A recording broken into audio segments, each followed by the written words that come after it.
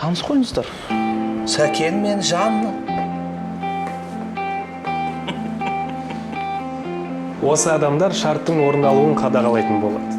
Дәл осы сәттен бастап, осы екі адам сіздердің өмірлеріңіздің толыққанды мүшесіне айналады. Үйіңізде шетел өнімдері мүлдем болмауы тиіс. Мақсат, мұнда не болып жатқанын білесің ба? Барлығын алып кетіп жатыр. Телефонымызды тартып алмай тұрғанда хабарласқан дұрыс болды. Қалай деп түсіндірсем екен? Қысқасы, енді оны іздеп бұл жерге қоңырау шалмай қойыңыз. Сіз сонда оның жақыны боласыз ба? Солай айтсақ та болады. Жарты жыл бойы күні түні қасында болатын сияқтымын. Түсінікті. Сау болыңыз.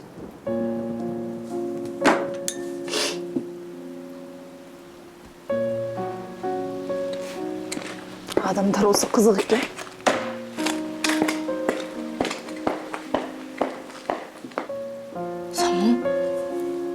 Самал не болып қалды? Самал жыламашы.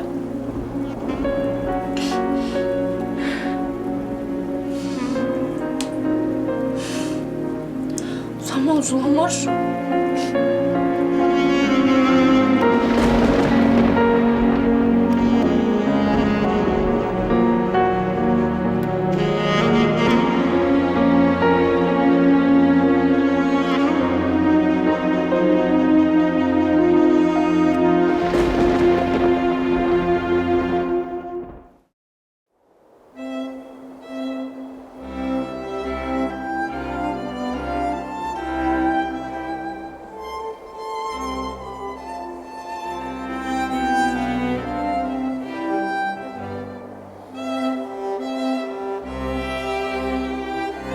Аналардың кеткеніне 1 сағат уақыт өтті. Бәрін түгел сыпырып алып кетті. Дегенмен кез келген ситуацияда басқа жағынан қарасаң жағымды нәрселерді де табуға болады. Дәл қазір бойым, ойым барлық артық дүниеден арылғандай. Миым тынық, ойым тұнық, теледидар телефонсыз. Эфирде тек мен және менің тап-таза тынық ойларым. Ешбір қоспасыз, консервантсыз, кедергісіз. Рахат. Осындай сәттерден ләззат алатын кездер болады деп кім ойлаған. Дегенмен уақытша болса да тыныштықты тас талқан ететін адам табылады. Бас салмашы. Не болды мына? Дұрыссыз қалдық қой, түксіз қалдық қой. Не болды? Енді маған не дейсің? Сені кесір мұнан бәрі. Ақымақ. Жетіне бар. Жоқ ештеңе іздемей қой, барлығын алып кеткен. Қып-қызыл жынды ғой. Не істедім, Мақсат? Не істедім? Не енді маған не дейсің? Не жылап тұрсың? Не? Сенің кесір ғой мұнан барлығы. Айғайлама деймін. Ақымақ. Кетші бар, көзіме көрінбей. Сен болмаған да бар ғой. Кетші. Осың бірде болмас еді. Кетші дейді ғой. Басым-ай. Мына топас келді. Мақсат? Сенің ана итальянский унитазыңды алмапты ғой. Алған жоқ. Менікін алған жоқ. Ол итальянский еді ғой. Қай жақтікі? Қазақстандікі? Фирма? Ғажар? Ұсынған кім? Сен? Сонда... Арман, айналайын. Енді унитаз үшін ұрыспай қояқшы, өтінем сені. Қарным ашып кетті. Басым айналып тұр. Сен түсінесің бе? Ал мен дірдектеп өлейін деп тұрмын. Енді маған не дейсің? Енді унитазға бола әңгіме айтпашы маған. Енді не жейміз? Өлеміз бе аштан? Жоқ, мына паркетті жейміз бе? Ана пердені жейміз бе? Мына коробканы кебіреміз бе? Не істейсің маған енді? Айғайламаш, миым айналып кетті. Тапсырыс береміз. Ой, телефон да жоқ қой құрсын. Үйдің телефоны бар ғой? Ал. Оның Айтшы ала. Басыңның сен. Ана пиццерияның нөмірін айт. Гуглдан тересаш, маған не қыл дейсің? Google? Атаңның басы Google. Ана Сергей Банимет кім еді ана? Мүмкін ана Калифорнияның коды керек шығар. Google дейді ғой. Айтшы енді тезірек. Білмеймін мен.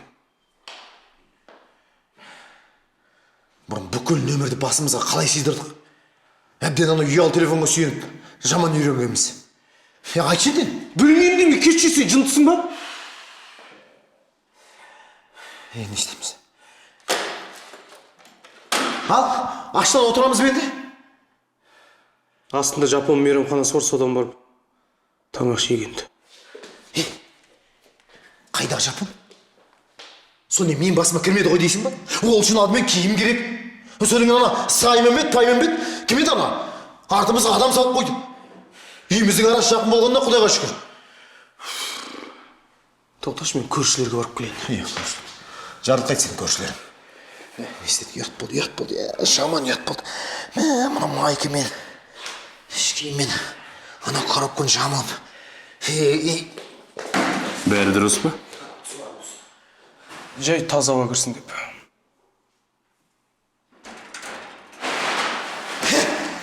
Мақсат!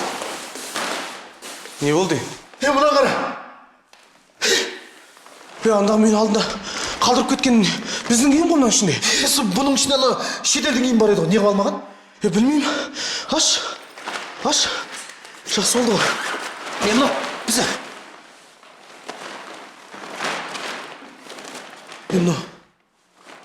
Мынау істейші? Біздің киім емес мынау.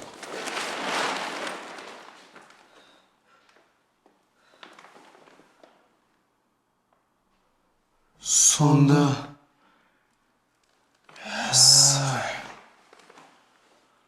Ақылжанның сөмкесін мен ауыстырып алдым. Ассалаумалейкум ата. Алейкум ассалам. Қалыңыз қалай? Жақсы. Өзің қалайсың? Жақсы. Ата, Ау. мені әкімшілікке шақырып жатыр екен. Шұғыл келсін дейді. Ана өткендегі Мақсаттың шаруасымен ғой деймін. Бәрекелді. Жарайсың. Ішкесет. Рахмет. Сол ата, қой жігіттер келу керек еді. Мына киім-кешекті бересіз саңыз. Жарай. Тұра берсін, өзім Аха. апарып қоям. Жақсы, рахмет ата. Жақсы. Заттарыңды түгел жинастырып үлгердіңдер ме? Жинаған шығар ата. Ой. Жарай, жүріңдер ал.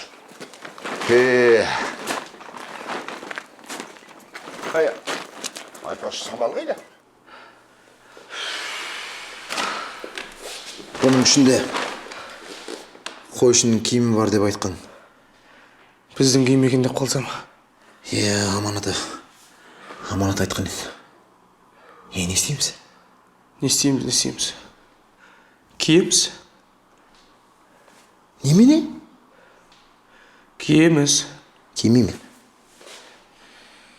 Неменеге кимейсің? Сол? Кимеймін деген соң кимеймін. Өлтірсем де кимеймін. Мына киімнің еш жаман кимеймін. Не мұны? Ұят қой, кимеймін. Немене кимейсің? Болды. Түкте де ұят емес. Жарасып тұр. Әсіресе саған. Қойшы. Бұрын кетіміз Арман еді. Қазіргі түріміз Чабани. Не? Чабани? Армани. Чабани. Ұйқастырма. Қой, Франко Ферри. Тағындай. Қойшы Габана. Қаламер, әлге. Дженнифер Лопестің жарнамасы бар еді ғой? Джейло. Сен үшін жаралғандай деміз. Ана Ису. Жанел. Номер 57. Жоқ, олай емес. Жанел. 87.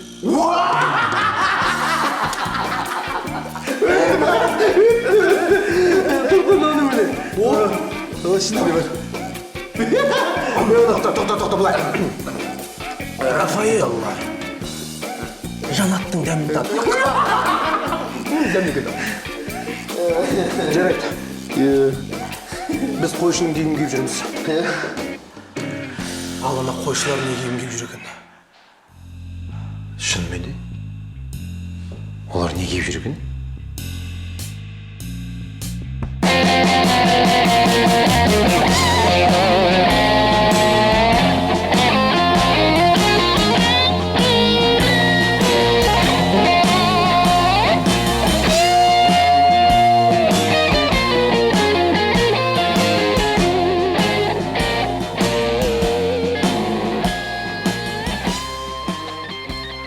Жарайды. Бастысы ниетіміз түзу. Ең бастысы киіміміз табылды. Киімі құрсын. Бір қолдай бермеш бол. Ең бастысы басымыз аман ғой. Иә. Әйтеуір мына үйді алып кетпегеніне шүкір. Иә. Басымыз аман. Баспанамыз орында.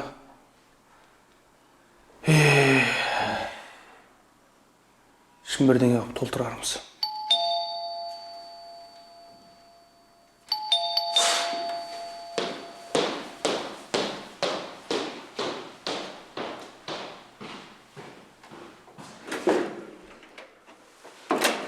Тағы не алуға келдіңдер? Кешірім өтінем. Шары нюанс. Қандай нюанс? Жаңа ғана ақпарат қолымызға дейді. Мына үй 2014 жылы салынған үй. Иә. Құрылысты Түркияның Kemal Investment құрылыс компаниясы жүргізген. Содан? Бұл ғимарат шетел компаниясы өнімі болғандықтан, сіздер бұл үйде тұра алмайсыздар. Ал мен пәтерім ше? Ал сіздің пәтеріңіз 2015 жылы Кореялық компаниясы салған ғимарат. Сонда не деген кептір? Сонда шарт бойынша сіз де өзіңіздің пәтеріңізде тұра алмайсыз. Айтпақшы, жаңа ғана сіздің пәтеріңіздің есігіне мөр басып қайттық. Немене? Бауырым, сен шектен шықпа, жарай ма? Сен кішкене бар ма? Сабыр. Жоқ. Жігіттер, шектен шыққан өздері. Әуелде бәскескенде солай болған.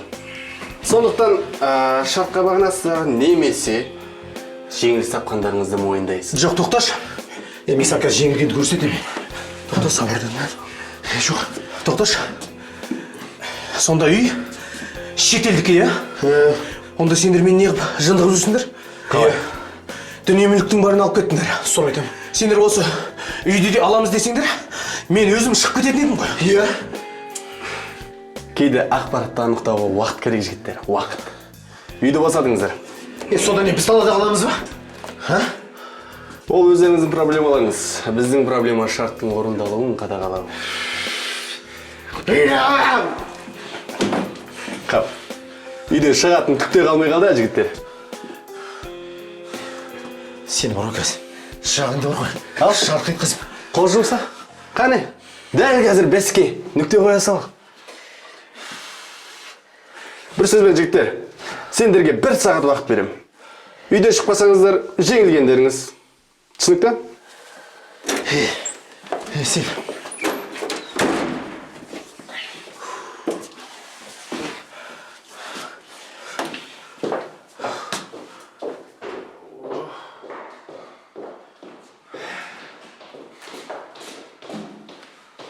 Ал, ризасың ба комбинатымызда?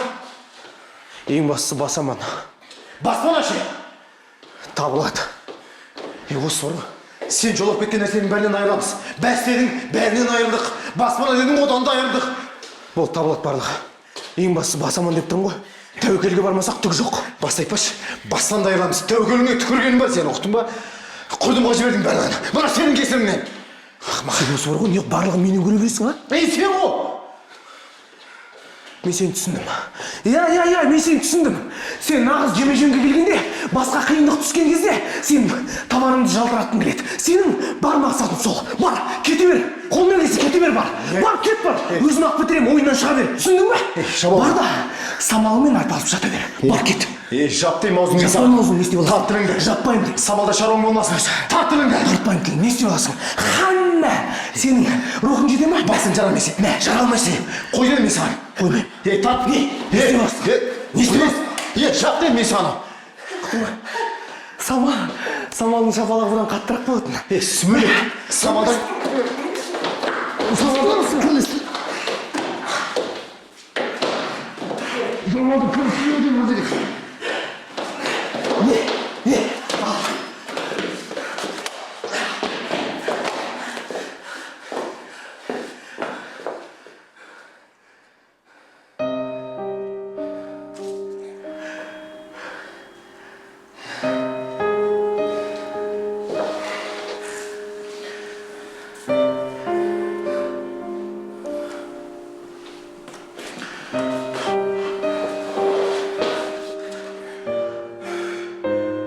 дейді ма?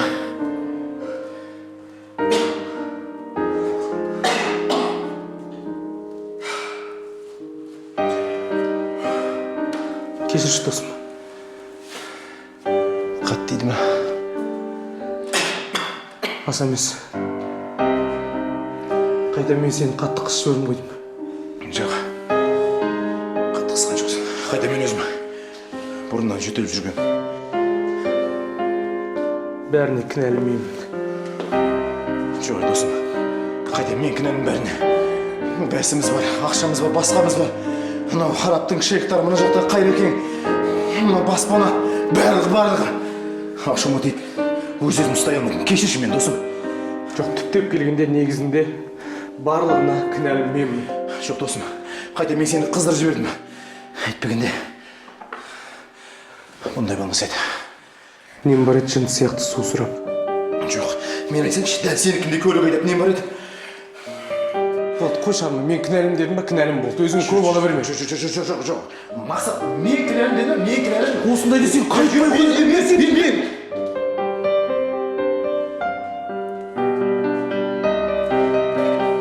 Мен. Не осы? Немене қайта-қайта ұрыса береміз? Болды, қош. Жарайды. Кешір. Хорошо, Мақсат. Қандай дос? Иә, айтпа. Ортамыздан қыл өтпейтін дос едік қой. Бала күнімізде бізде еш нәрсе болған жоқ. Нөл едік. Нөл ме? Иә. Біз минус нөл болатынбыз. Бірақ бар ғой бізде алдыға деген құлшыныс. Содан кейін біздің ең басты байлығымыз достық болады. Мақсат. Бізде қазірде ештеңе жоқ. Бар байлығымыз бойымызда. Ең басты. Бар асыл қасиеттің барлығы бізде дос.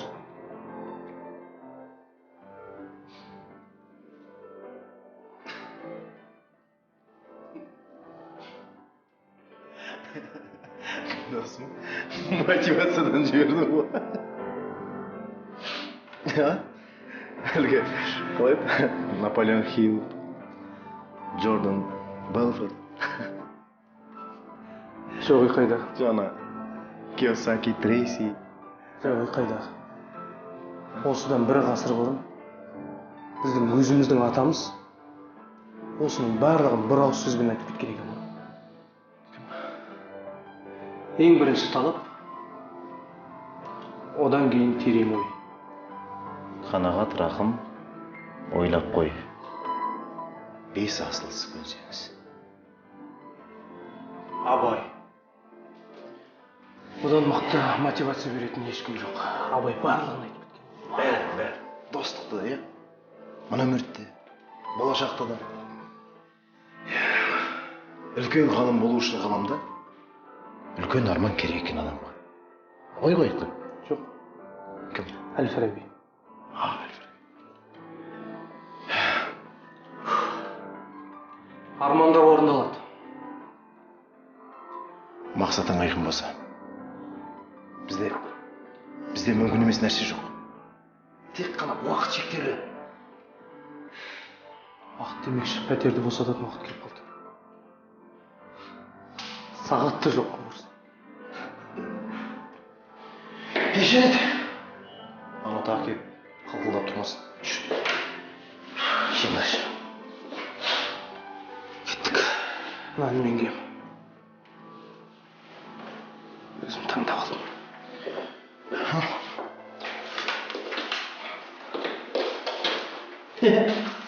Өй. Мен мұнан қара. Саяхатым жан. Кеттік. Уақыт болды.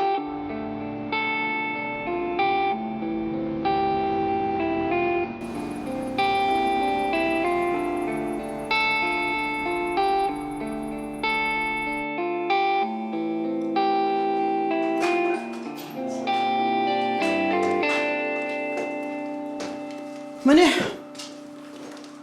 1993 жылы салынған үй. Ал құрылысшы кім? Оның не қажеті бар? Бізде ораза. Не?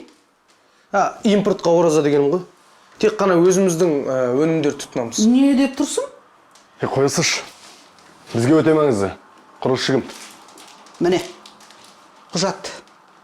Алматы тұрғын үй құрылыс комбинаты. Дережеге сөндір. Уф, таптыға бәйтер 18 үйді аралап. Айтпа, әзер таптық. Бағасы қанша? 60 мың. 150 мың. Жаңаған 60 мыңға келістік қой. Сендерде вариант жоқ. Ал сізде ұят жоқ. Онда барыңдар да басқа жерде іздеңдер. Бол, жарайды, төлейміз. Ана ақшаны квартплатасымен қосып бере салыңдар қазір. Тәте, үйге кіргеніміз қазір ғой, қайдағы квартплата? Үйге? Өздерің аласыңдар ма жоқ па? Жарайды, аламыз. Қой ғой, шалмен. Ана маклердің ақшасын маған төлей салыңдар. Өз үйдің иесі кім? Мен? Ал маклер кім? Мен? Сонда үйдің егесі де маклер де сіз ба? Ойбай! Мен! Нағыз тажал екесіз. Онда жоғалыңдар! Отырш. Әпке, ашуламаңыз. Ашан төрейтін мен ғой. Көңіл аудармаңыз, менімен сөйлесе берсеңізші. Міне өзіңіз беркесікендерге. Алыңыз. Ренжімеңдер. Енді? Мен ақшаға қызықпаймын. Бірақ мен ақшаны жақсы көрдім. Сендерде вариант жоқ. Ал менде ұят жоқ. Жақсы. Осы айда 150 мың. Келесі айда көре жатармыз. Доллардың өсуіне байланысты. Ойбай! Мәкіт! Жақсы, сау болыңдар. Нағыз тажал екен ба? Не? Үйіңіз таза екен деймін. Иә, үйді тазалап отырам ғой. Жақсы, сау болыңдар.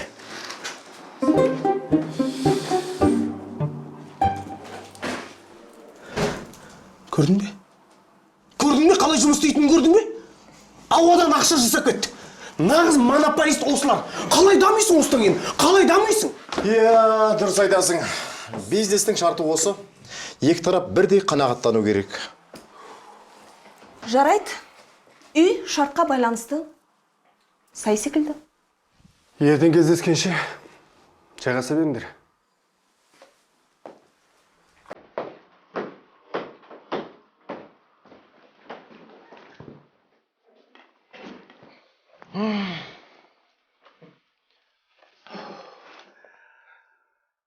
Тура 90 жылдарға тап болғандай болдық.